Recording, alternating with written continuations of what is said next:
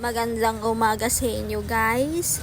So for today's video, yan po ang aking masipag na tatay. Galing po siya sa ilog na nanguha po siya ng isda.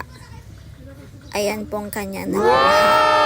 Wow, buhay pa sila. Buhay pa yung mga isda, oh, fresh na fresh. Balik konti lang yung nakuha niya kasi nga konti lang po yung lambat na gamit niya. Hindi ko alam kung anong Tagalog ng lambat. Pero sa aming mga Ilocano, lambat ang tawag po namin. Yung panguha po ng isda. Ayan.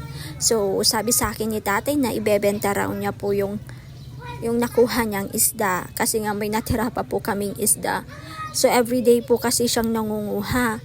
Pupunta siya ng umaga, tanghali, kukunin niya, tapos mamayang hapon na naman, pupunta na naman siya manguha.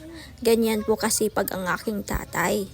So, bebenta niya po sa aming kapitbahay ang kanyang nakuha.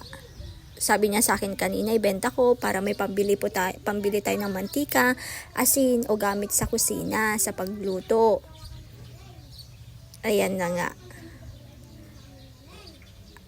O, sino mang hindi kukuha niyan? Eh, fresh na fresh.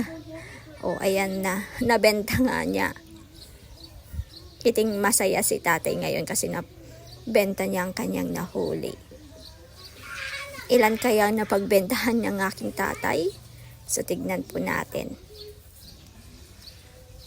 O, ayan. Dada, may 100 pesos siya. Thank you.